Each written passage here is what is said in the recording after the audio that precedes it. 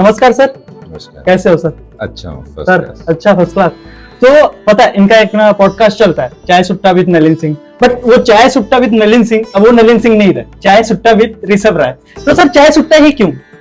चाय सुट्टा इसलिए क्योंकि कई चीज़ें जब मैं यंग था तो कॉम्प्लिकेटेड चीज़ों को चाय के ऊपर हम लोग डिस्कस करके उसका समाधान निकाल देते हैं।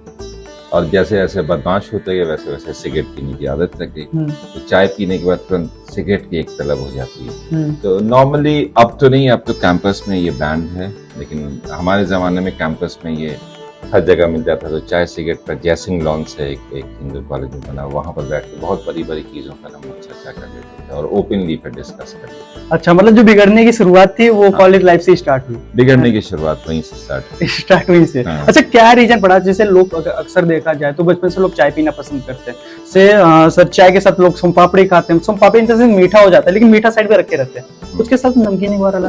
लेकिन मैं काफी दिन मतलब मैंने गूगल पे किया, सारी चीजें मैंने किया, बट मैंने चाय के साथ सुट्टा कहीं नहीं देखा। हाँ, कॉलेजेस में देखा, ऑफिसेस में देखा, एक चाय पीते रहे ऊपर से सुट्टा। फिलहाल मेरे पास सुट्टा तो नहीं है, नहीं तो मैं भी ट्राई करता। क्यों सर, ट्राई करूं? नहीं, ट्राई मत कीजिए, क्योंकि है तो ये हानिकारक आपके सेहत के लिए। चाय सुट्टा हमारे जमाने में एक कॉम्बिनेशन हुआ करता था। जो भी एक्चुअली जो सिगरेट पीता है ना, उसको चाय में भी थोड़ा बहुत निकोटीन रहता है। हाँ। तो उसको आप पिला दीजिए और उसको फिर सामने बैठा लीजिए, देखिए वो 5-10 मिनट में किस तरीके से छटपटा के इधर उधर भागता है सिगरेट पीने की उसकी तरफ जो है। जैसे खाना किसी ने खा लिया, भर पेट खाया, तो जो सिगरेट पीने वाला है ना वो निकलेगा, अरे यार बस अब मतलब अंदर से आवाजें, कुत्ते भौंकने लगते हैं, अरे सिगरेट लो, सिगरेट लो, सिगरेट लो, सिगरेट लो। जैसे तलब होती है। तो ये सर जैसे मैं आपसे पूछना चाहूँ, ये स्टार्ट आपने कॉलेज किया, लाइक आप हिंदू कॉलेज से थे, तो आपके वहाँ पे जो दोस्त थे क्या उन्होंने बिगाड़ा? मेरे दोस्त तो मुझे बिगाड़े नहीं, खैर मैंने उन्हें बिगाड़ा। अक्सर माँ बाप भी बोलते हैं ना कि जो मेरा बेटा होता है बहुत सीधा होता है, एक्चुअली उसका होता है अपोजिट, है ना? तो आपकी ये जर्नी क्यों स्टार्ट है? कोई चीजें लाइक गर्लफ्रेंड किसी ने बिगाड़ा? कोई किसी को बिगाड़ता नहीं है। हाँ।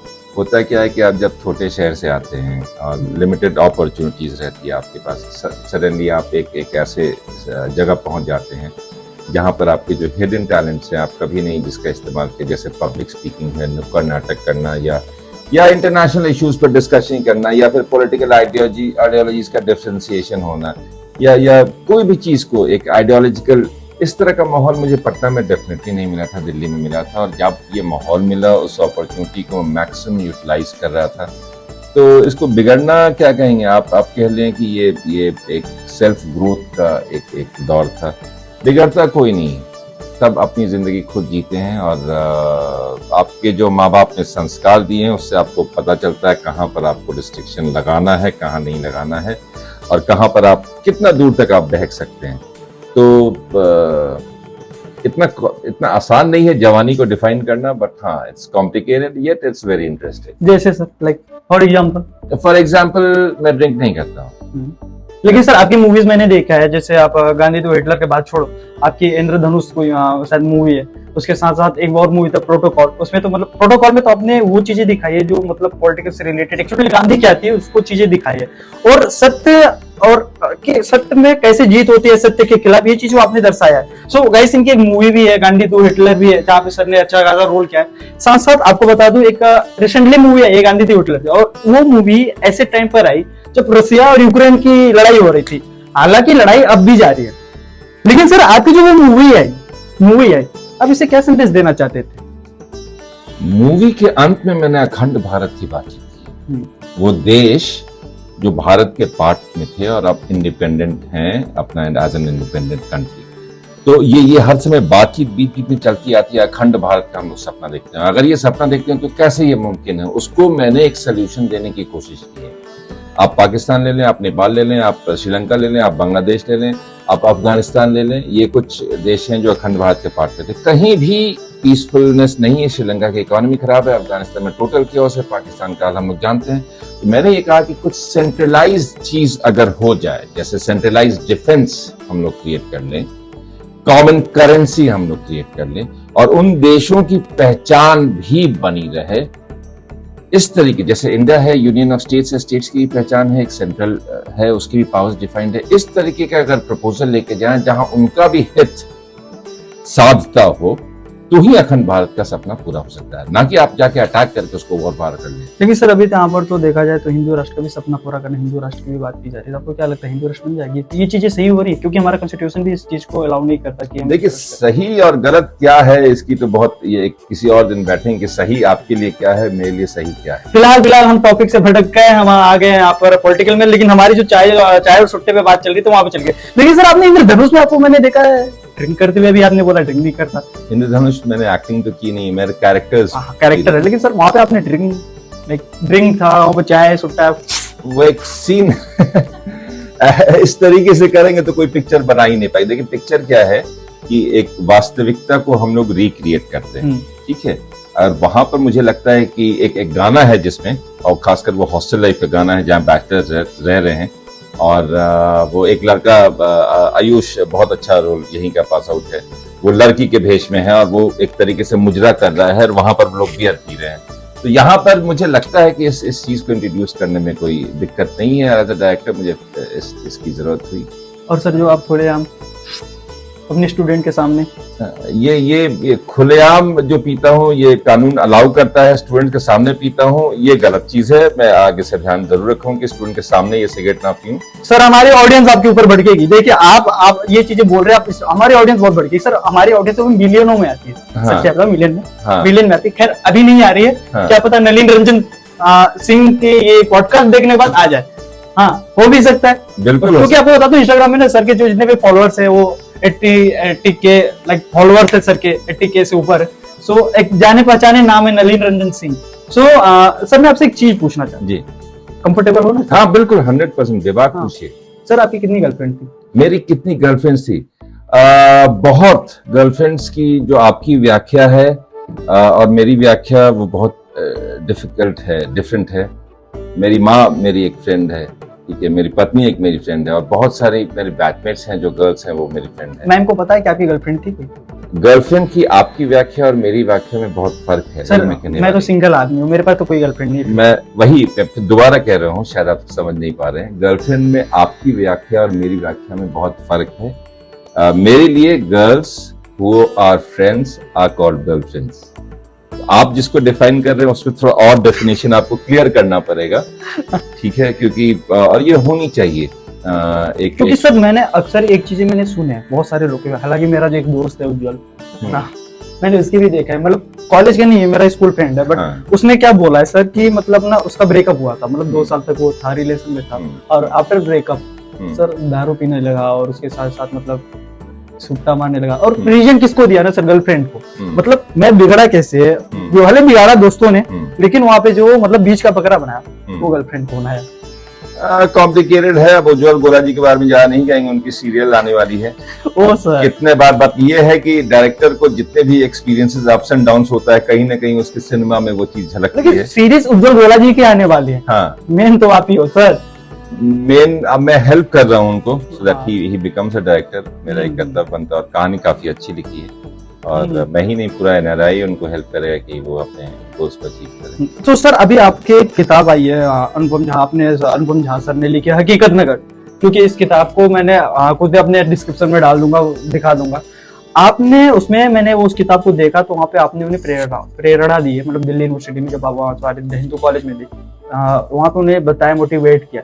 Sir how is possible? एक तरफ चाय सुट्टा, एक तरफ मोटिवेट, चल क्या रहा है सर? चाय सुट्टा मेरे पॉडकास्ट का नाम है, और रिलेशनशिप्स के ऊपर पॉडकास्ट है, और खासकर फादर और सन रिलेशनशिप के ऊपर मेरा फोकस रहता है। पिछले पॉडकास्ट में थोड़ा सा मैं ये होगा कि स्पेशल गेस्ट आने वाले थे, और आने वाला भी एक जो प्रोग्राम है उसमें एक किन्नर का मैं इंटरव्यू दूंगा, शी इज अ मॉडल। लेकिन रिलेशनशिप्स के ऊपर ये है चाय सुट्टा, और टारगेट ऑडियंस जो है इसके अधिकतर 28 से लेकर 55-60 साल की उम्र के मेन है, फीमेल भी नहीं, मेन है। अपने टारगेट ऑडियंस के लिए मैं बनाता हूँ। मोटिवेट इसलिए क्या, अनुरंजन झा बहुत ही बहुत इम्पोर्टेंट पर्सन थे उस समय के कैंपस में। ये फाउंडिंग मेंबर्स रह चुके हैं आज तक चैनल और इंडिया न्यूज़ चैनल के, और इन्होंने अपना चैनल भी सेटअप किया था, शगुन टीवी। बहुत ही डायनेमिक पर्सनालिटी है। तो मैंने इनसे बातचीत की, ये कैंपस, और जब हमारी मुलाकात जो कैंपस में हुई थी, तो बार बार मैं कह रहा था कैंपस की कहानियों को हम लोग बहुत डिस्कस करते थे। मैंने कहा इसको लिख डालिए ना, मतलब लिख डालूंगा, मतलब बिल्कुल लिख डालिए, कौन पढ़ेगा, मतलब सब लोग पढ़ेंगे। तो उस तरीके से उनको थोड़ा सा ये क्या, मैं क्या मोटिवेट करूंगा, मैं बहुत उनके सामने बहुत छोटा हूँ। जो कि सर अनुपम झा एक जाना पहचाना नाम है, अनुरंजन झा जाना पहचाना नाम है। उनकी 2-3 किताबें भी आ गई, उनमें से एक नलिन रंजन सिंह भी है, उनका भी जाना पहचाना नाम है। हालांकि उनकी 2-4 मूवीज भी आ जाएगी, जिसमें सबसे ज्यादा मूवीज जिसने एक्टिंग किया है सर ने, Gandhi to Hitler. So sir वो मुझे मूवी बहुत अच्छी लगी थी। और जो यहाँ पे NRI school of mass communication के जो डायरेक्टर है, फाउंडर है, वो हमारे साथ आज पॉडकास्ट में बैठे हैं। मैंने कभी नहीं सोचा था कि मैं उनसे कभी बात करूंगा, और बात करते करते और मैं ये सारी चीजें जैसे बोलो तो सर मैं अनकंफर्टेबल फील कर रहा हूँ सर। आप और कंफर्टेबल आप कितने और मैं, लेकिन सर एक चीज बताऊं, आपको हकीकत बताऊं कि इतने सारे होने के बावजूद मैं एक स्टूडेंट हूँ, नलिन रंजन सिंह की मैं एक स्टूडेंट हूँ। और एक स्टूडेंट होने पर अपने टीचर से किस लहजे में बात करता है तो समझ। तो सर ये जो है ना बहुत ही और स्टूडेंट होते हुए भी ये बहुत सारे चैनल्स में काम किया, आप बताइए, क्योंकि आपका जो जितने अचीवमेंट्स रहेंगे सर वो तो आपकी कृपा है सर। नहीं आपका मेहनत है। बताइए दर्शकों को आप कहाँ कहाँ काम करते हैं।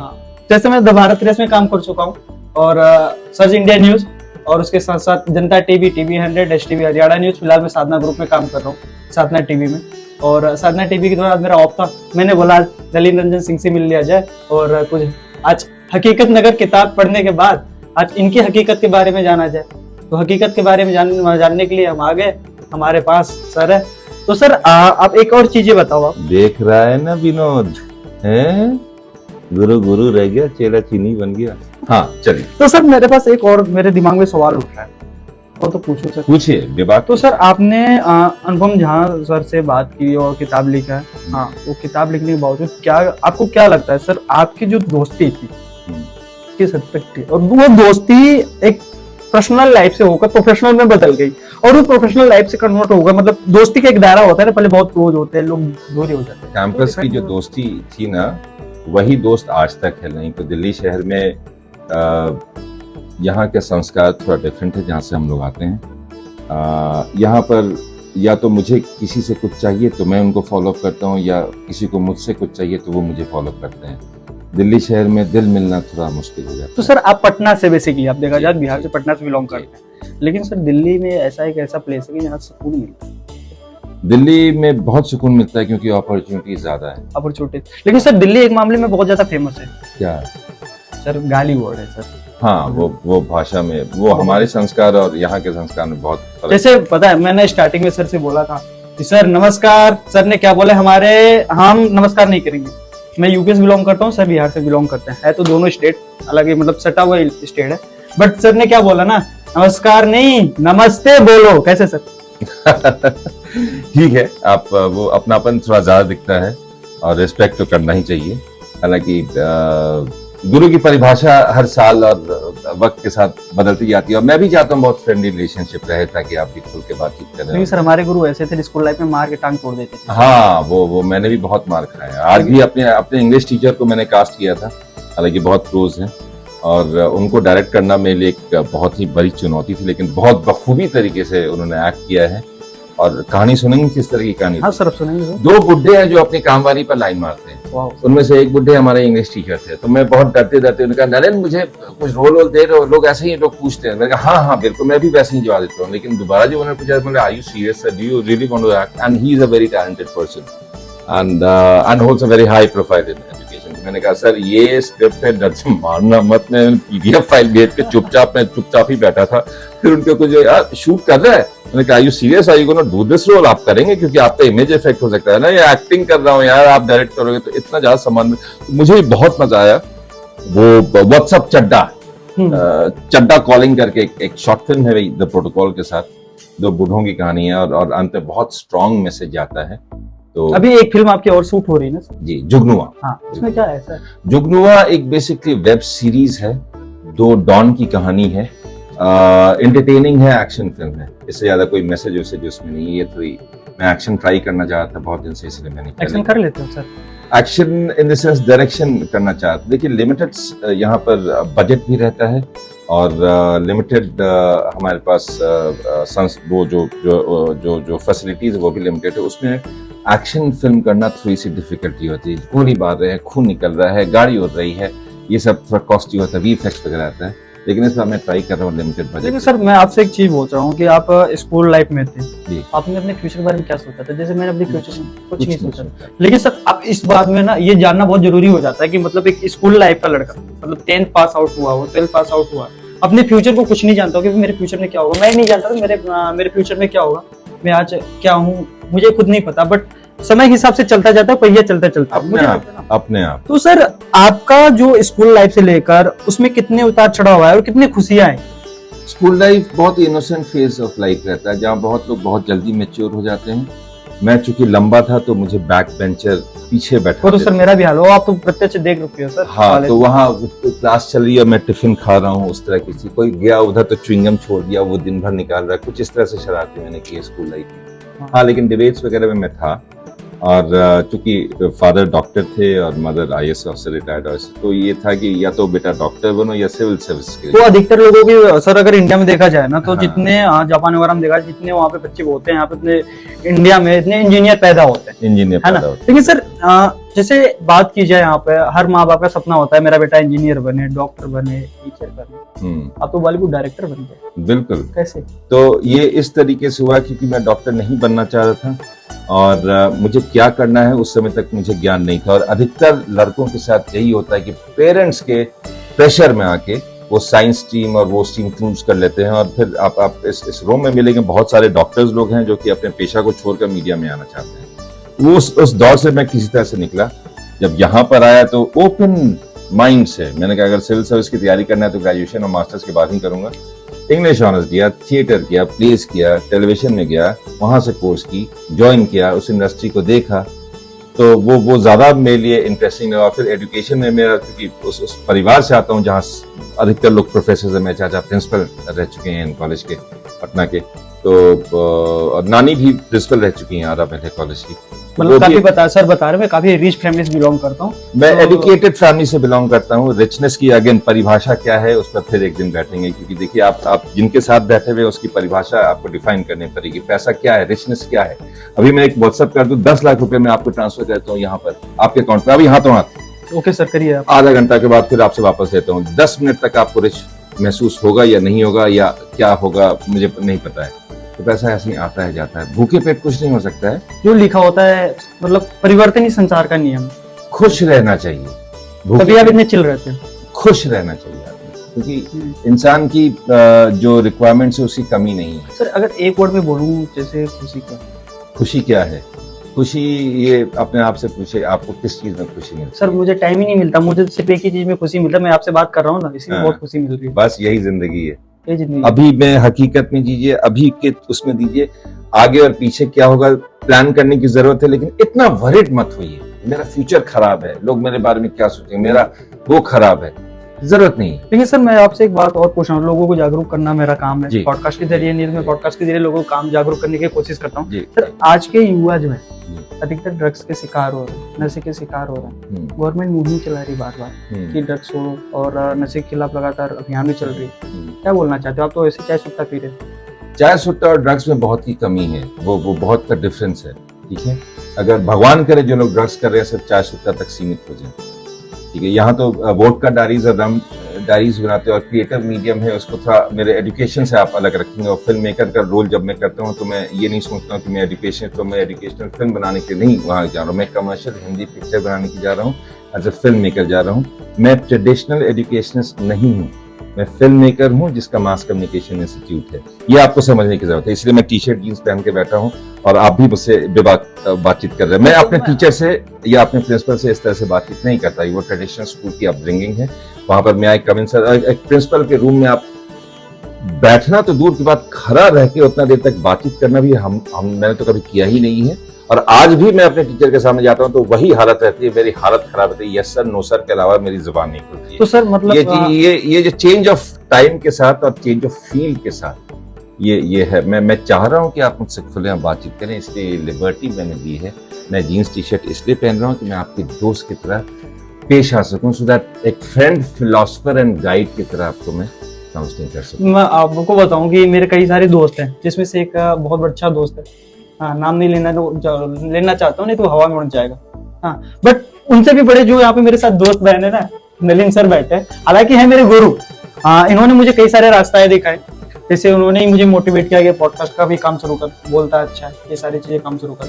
अभी सर बोल रहे कि नहीं करना होगा ताजा फिल्म मेकिंग, क्योंकि मेरे साथ कर फिल्म के लिए मतलब स्किल अपने आप में डेवलप करो। तो सर आज का युवा स्किल छोड़कर किसी और फील्ड में भटक रहा है, मतलब प्रोफेशनल चीजें हो, ट्रेडिशनल चीजें अपना रहा है। आपको जैसे मैं पूछूं कि सर जैसे आप NRI इंस्टीट्यूशन जो है एक नामी जामी संस्था है दिल्ली में, और 18 ईयर ओल्ड इंस्टीट्यूशन, यहाँ के जो बच्चे होते हैं सर, बच्चे आते हैं अधिकतर मैं देखता हूँ फिल्म में ही जाता है। सर आपको क्या लगता है ये जो फिल्म का जंजाल है, यहाँ पे तो बोल सकते हैं परिवारवाद भी चलता है फिल्म में, सर इससे अलग कैसे होंगे? इससे बॉलीवुड में डेफिनेटली चलता है, बट आप ये देखें कि मेरे सीनियर 1 साल हैं, सीनियर रहे इम्तियाज अली, बॉलीवुड के one of the best directors रहे। अनुराग कश्यप बलिया के हैं, one of the best directors रहे। उनके ना तो कोई आगे ना पीछे कोई फिल्म इंडस्ट्री में कोई नहीं था। नीरज पांडे मेरे रूम पार्टनर, तो कितने बड़े अच्छे मित्र थे मेरे दिल्ली यूनिवर्सिटी में। अब एड्रेस से बनाए, ये भी बनाए, लेकिन वो भी सर्वाइव कर रहे हैं। हाँ, एक तबका है और ये तो हर जगह रहेगा। एक लॉबी है, उनके बाल बच्चे या फिर वो उस खानदान के लोग या उनके मित्र लोग वो सस्टेन करेंगे। OTT प्लेटफॉर्म जो आया है ना, आपके पास कंटेंट इज द किंग। आप मोबाइल उठाइए, आपके पास अच्छा कंटेंट आप शूट कीजिए, डालिए, दर्शक इसको पसंद करेंगे। OTT पर जो कंटेंट है वो स्टार ड्रिवन नहीं है। आपको हर फिल्म में ऋतिक रोशन या शाहरुख खान को लाने की जरूरत नहीं है। आप मिर्जापुर जैसे भी सीरीज बना सकते हैं जहाँ फ्रेशर्स के साथ कहानी अच्छी लोग पसंद करें। लेकिन सर मेरा एक सवाल है, जैसे आप बात करें मूवीज के वगैरह की, तो मूवीज वगैरह में फेस वैल्यू होना जरूरी है, क्योंकि जरूरी है सर। ऐसा इसलिए मैं बोल रहा हूँ क्योंकि बहुत सारे ऑडियंस होते हैं फेस वैल्यू के अकॉर्डिंग देखते हैं। अगर जैसे फेस वैल्यू नहीं है, सपोज करो मेरा ही, मैं एज ए जर्नलिस्ट हूँ, और जर्नलिस्ट होने के बावजूद मैं एक फिल्म मेकर हूँ और मैं फिल्म बना रहा हूँ वहाँ पे एज ए एक्टर। हालांकि कर नहीं पाऊंगा क्योंकि एक्टर वाली एक भी गुण मेरे पास नहीं है। कर लेगा, हाँ। कर लेगा। तो अब मुझसे पूरा सब गुण पता लगा सर, लड़की कैसे पटाते हैं। ये पॉडकास्ट के लिए नहीं, पर्सनल जानकारी के लिए उन्होंने पूछा है। देख रहा है ना विनोद, आपके बच्चे। तो सर पहले आप ये बताएं, जैसे फेस वैल्यू होना कितना जरूरी है सर? कुछ नहीं जरूरी है फेस वैल्यू। आजकल कैरेक्टर्स रहते हैं, वो जमाना लग गया जहां आप एक फिल्मी हीरो को रियल लाइफ हीरो की तरह मानते थे। वो जमाना लग गया। आप ब्लाइंडली उसके हेयर स्टाइल को कॉपी करते थे, उसके ड्रेसिंग सेंस को कॉपी करते थे। अब कंटेंट यानी कहानी प्रमुख है सर। आधे लोग तो कंटेंट में ही जाता मतलब डिप्रेस हो जाता है, समझ नहीं आता कौन से कंटेंट होता है, क्या होता है। जिसके बारे में आप बातचीत कर रहे हैं, अडल्ट सीन्स के बारे में, वो कंटेंट की कमी है और अडल्ट सीन्स को वो परोसते हैं उस कंटेंट की कमी को छुपाने के लिए। बहरहाल हमारा टाइम खत्म होता है और ये हमारे साथ नलिन रंजन सिंह है, और आज हम आए थे चाय सुट्टे पे बात करने के लिए। नलिन रंजन के साथ नहीं, ऋषभ राय के साथ, याद रखना, क्योंकि भाई साहब बहुत फेमस हैं और फेमस इन्हें गिराकर मतलब इन द सेंस इन्हें नीचे दबाकर मैं उठना चाहता हूँ। मतलब नलिन रंजन सर्च करे तो ऋषभ राय है, समझ रहे हो ना। तो sir nice to meet you, और कोशिश करते हैं अगले पॉडकास्ट में हम बात करते हैं सर और पर्सनल चीजें जानने के लिए। अब चाय सुट्टा पे नहीं बात होगी, अब लड़कीबाजी पे बात होगी। तो देखते रहिए लोकतंत्र में नागरिक की ताकत, और हम फिर नए पॉडकास्ट के साथ स्टार्ट।